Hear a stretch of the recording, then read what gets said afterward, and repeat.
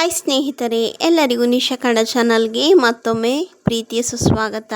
ಇವತ್ತಿನ ವಿಡಿಯೋದಲ್ಲಿ ಕ್ರಿಸ್ಮಸ್ ಹಬ್ಬದ ಬಗ್ಗೆ ಪುಟ್ಟ ಪ್ರಬಂಧ ಯಾವ ರೀತಿ ಬರೆದು ಅಂತ ಈ ವಿಡಿಯೋದಲ್ಲಿ ತಿಳಿಸ್ಕೊಡ್ತಾ ಇದ್ದೀನಿ.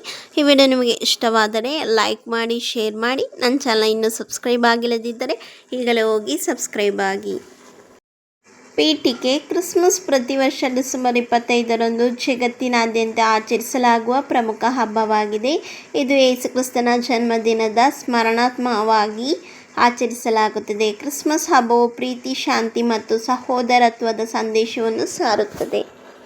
ವಿವರಣೆ. ಕ್ರಿಸ್ಮಸ್ ದಿನ ಚರ್ಚುಗಳಲ್ಲಿ ವಿಶೇಷ ಪ್ರಾರ್ಥನೆಗಳು ನಡೆಯುತ್ತವೆ.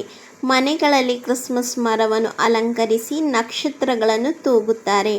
ಮಕ್ಕಳು ಸಾಂತಾ ಕ್ಲಾಸ್ ಬಂದು ಉಡುಗೊರೆ ನೀಡುತ್ತಾರೆ ಎಂದು ನಂಬುತ್ತಾರೆ. ಈ ದಿನ ಕೇಕ್, ಸಿಹಿ ತಿಂಡಿಗಳು ಹಂಚಿಕೊಳ್ಳಲಾಗುತ್ತದೆ. ಶಾಲೆಗಳಲ್ಲಿ ಕ್ರಿಸ್ಮಸ್ ಕಾರ್ಯಕ್ರಮಗಳು, ನಾಟಕ, ಹಾಡು, ನೃತ್ಯಗಳು ನಡೆಯುತ್ತವೆ. ಕ್ರಿಸ್ಮಸ್ ಹಬ್ಬವು ಎಲ್ಲ ಧರ್ಮಗಳ ಜನರನ್ನು ಒಂದಾಗಿಸುತ್ತದೆ. ಉಪಸಂಹಾರ. ಕ್ರಿಸ್ಮಸ್ ಹಬ್ಬವು ಪ್ರೀತಿ, ದಯೆ ಮತ್ತು ಮಾನವೀಯತೆಯ ಮಹತ್ವವನ್ನು ನಮಗೆ ನೆನಪಿಸುತ್ತದೆ. ಈ ಹಬ್ಬದ ಮೂಲಕ ನಾವು ಪರಸ್ಪರ ಪ್ರೀತಿ ಮತ್ತು ಶಾಂತಿಯನ್ನು ಬೆಳೆಸಿಕೊಳ್ಳಬೇಕು. ಕ್ರಿಸ್ಮಸ್ ಹಬ್ಬವು ನಮ್ಮ ಜೀವನಕ್ಕೆ ಸಂತೋಷ ಮತ್ತು ಆಶೀರ್ವಾದವನ್ನು ತರುತ್ತದೆ.